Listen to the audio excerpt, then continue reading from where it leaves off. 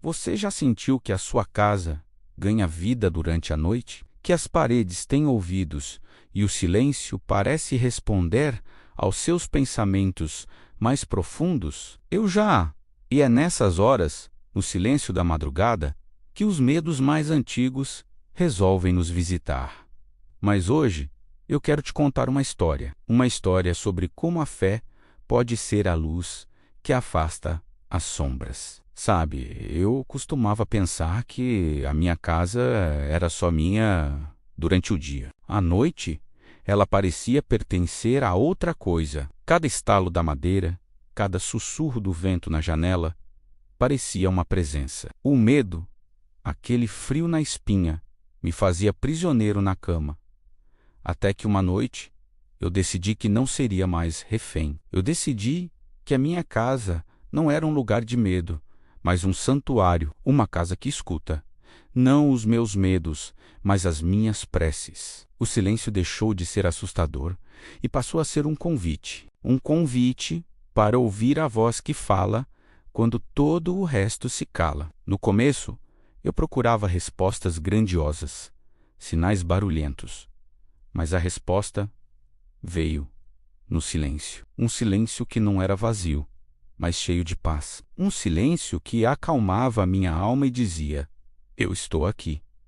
Você não está sozinho. Era como se o próprio universo estivesse respirando comigo, em um ritmo calmo e constante. Eram 3 da manhã, a famosa hora dos lobos, a hora em que dizem que o véu entre os mundos é mais fino. Eu sempre tive um arrepio só de pensar nesse horário, mas naquela noite algo me chamou. Não uma voz, mas um impulso. Um chamado para sair da cama e ir até a varanda. A cidade dormia sob um manto de luzes amareladas. O ar estava frio, mas dentro de mim, uma coragem nova começava a aquecer. Lá na varanda, pendurada na parede, tem uma fotografia antiga. É a Dona Helena, minha avó, uma mulher de fé inabalável.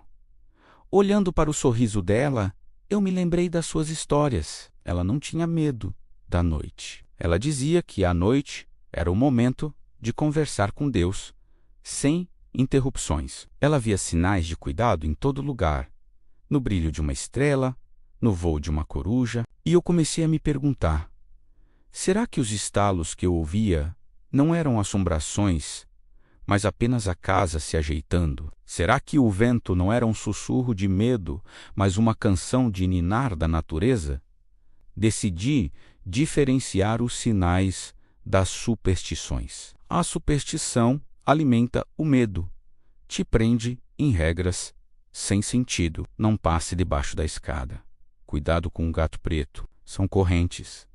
A fé, o verdadeiro sinal, liberta. É um sentimento de paz, uma certeza no coração. É ver o cuidado divino num pequeno gesto, numa coincidência que te aquece a alma, numa palavra amiga que chega na hora certa. O sinal não te assusta, ele te conforta. Ele te lembra que o amor e a proteção estão sempre presentes, mesmo que discretos. Com essa nova perspectiva, eu voltei para dentro. Havia um corredor que eu sempre evitava no escuro. Longo, estreito, parecia um túnel para os meus piores pesadelos. Mas naquela noite eu caminhei por ele, devagar, e a cada passo eu repetia uma oração simples, de 7 palavras, que minha avó me ensinou. O Senhor é meu pastor, nada me faltará. 7 palavras, uma para cada passo no corredor da minha alma. A cada repetição, a escuridão parecia recuar, não porque a luz física se acendeu, mas porque a luz da fé iluminou meu interior. O corredor não mudou, eu mudei. E foi ali, no meio daquele corredor, que algo ainda mais profundo aconteceu. A noite, com sua quietude, é um espelho. Ela reflete não só nossos medos, mas também nossas mágoas, nossas culpas, ressentimentos que durante o dia a gente consegue esconder debaixo do tapete da rotina. Mas, na calada da noite, eles gritam, e enquanto eu orava, vieram à mente pessoas que eu precisava perdoar. E mais difícil ainda, percebi que eu precisava me perdoar. Pelos erros, pelas falhas, pela dureza comigo mesmo. O perdão que acontece de noite é diferente. É mais honesto, mais profundo. É uma faxina na alma, feita sob a luz da lua. E quando a gente perdoa, um peso enorme sai dos ombros. A gente fica mais leve para caminhar. Então eu comecei a notar os pequenos sinais de cuidado que sempre estiveram ali, mas que o medo me impedia de ver. O primeiro, a porta do quarto dos meus filhos, sempre entreaberta. Um pequeno facho de luz do corredor entrava, uma prova silenciosa de que eu não estava isolado na minha escuridão. Era um lembrete de que o amor estava ali, a poucos passos de distância, respirando suavemente. O segundo, um copo d'água na cabeceira. Um gesto simples, deixado por minha esposa antes de dormir. Um cuidado mudo, que dizia: eu pensei em você. E o terceiro, o próprio silêncio da casa, que antes me assustava, agora era um cobertor de paz, permitindo que o descanso de todos fosse profundo. São esses os jeitos discretos que o cuidado se manifesta. A gente só precisa abrir os olhos do coração para ver. Ao passar pela porta entreaberta do quarto, senti uma paz tão grande que um salmo me veio à ponta da língua. Ainda que eu ande pelo vale da sombra da morte, não temerei mal algum, porque tu estás comigo. As palavras saíram como um sussurro, mas ecoaram dentro de mim com a força de um trovão. Não era mais só uma frase decorada, era uma verdade vivida. A porta entreaberta se tornou um símbolo de que, mesmo nas maiores escuridões, sempre existe uma fresta de luz, uma passagem para a esperança. A proteção divina não precisa arrombar portas, ela entra suavemente pelas frestas que a nossa fé permite abrir.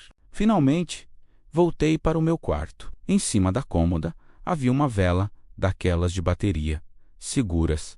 Eu a acendi. A pequena chama dançou, projetando sombras suaves na parede. Mas agora, as sombras não me assustavam. Elas eram apenas a ausência da luz, e a luz estava ali, firme, no centro de tudo. Diante daquela pequena chama, eu fiz minha oração final. Não uma oração de súplica ou de medo, mas de gratidão. Gratidão pela casa que escuta, pelo silêncio que responde, pela memória da minha avó, pela coragem de cruzar o corredor, pelo perdão que liberta e pelos sinais de cuidado. A noite não é inimiga.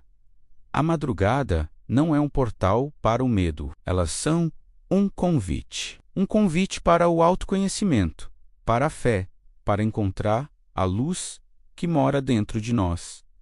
Se você também tem medo do escuro, tente transformar sua casa num santuário. Acenda uma vela. Repita uma oração. Procure os sinais discretos de cuidado ao seu redor. E lembre-se, você nunca está sozinho. A mesma força que acende as estrelas no céu, acende a coragem no seu coração. Obrigado por me acompanhar nessa jornada noturna. Se essa mensagem tocou seu coração, compartilhe com alguém que também precisa encontrar paz na madrugada. Fique bem e tenha noites abençoadas.